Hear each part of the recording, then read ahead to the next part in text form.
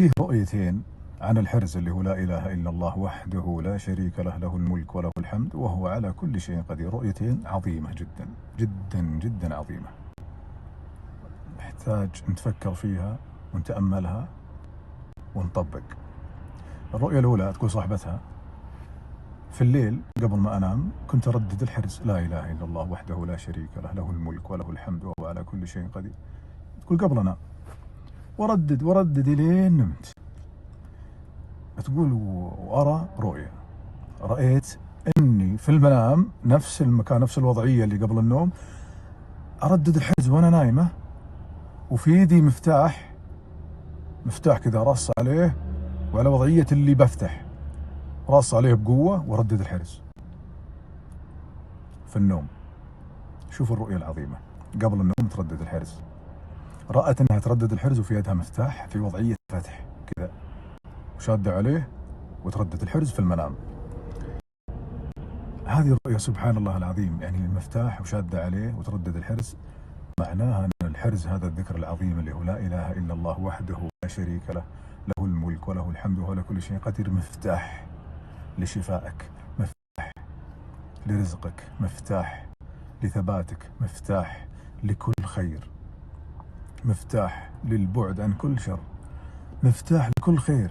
يعني أي شيء تبيه في الحياة من الله سبحانه وتعالى الزم هذا الحرز اللي قال عنه النبي عليه الصلاة والسلام: خير ما قلت أنا والنبيون من قبلي لا إله إلا الله وحده لا شريك له، له الملك وله الحمد وهو على كل شيء قدير. تخيل، خير ما قلت، يقول النبي صلى الله عليه وسلم: أنا والنبيون من قبلي، هذا الذكر العظيم. وهذه رأت أنها في نفس الوضعية تردد الحرز زي يوم هو واعية، ولكن ماسكة مفتاح وهي تردد الحرز وعلى وضعية الفتح. فأي موضوع في حياتها تفتحه بهذا الذكر وحفاظها عليه بأمر الله سبحانه وتعالى. فحافظوا عليه ولا تتركوه، أعظم مفتاح في حياتك. أي شيء تبي الحياة ردد الحرز، تبي تقرب من الله ردد الحرز، تبي تبعد عن المعاصي ردد الحرز، تبي أي طلب من الله سبحانه وتعالى وفي خير لك وبيكتب الله لك ردد الحرز. الصحة النفسية، الصحة البدنية والجسدية، ردد الحرز.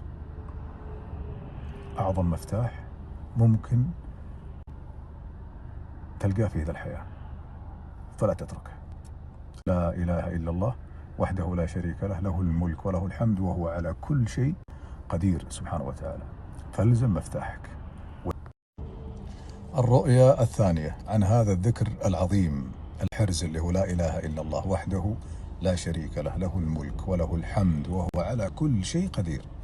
الرؤيا الثانية هذه واحدة تقول: رأيت في المنام، طبعا هي من المحافظين على الحرز على هذا الذكر، تقول: رأيت في المنام يجي من خلف بيتنا في مكان مظلم، ويجي من خلفه مخلوقات غريبة تهجم علي.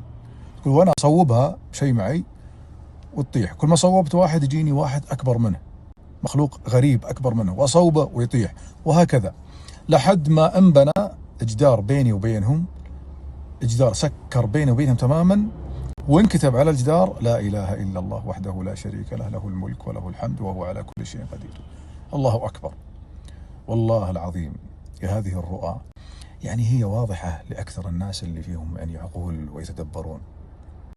تخيل مخلوقات غريبة تأتيها، شياطين من الجن، وهي تصوب عليهم وهي محافظة على الحرز، كل ما جاء أكبر منه صوبت عليه، وملتزمة. هذه الرائية ملتزمة بالحرز من فترة طويلة، كل ما جاء أكبر مخلوق أكبر صوبته وطاح، لحد ما بنى الحرز سلاح اللي هو جدار، عفوا انبنى كامل بحفاظها على الحرز مع تركته، صار حرز وجدار وحاجب وحاجز وحجاب، وانكتب عليه: لا إله إلا الله وحده لا شريك له، له الملك وله الحمد لله كل شيء. يعني حرزك وحجابك عن المخلوقات الغريبة، عن شياطين الجن، هذا الذكر العظيم. خير الكلام ما قل ودل. عندك هذه الروح العظيمة، لا حد تدور شيء ثاني، لا تدور لك راقي إذا تعبت، مفتاحك هذا هو.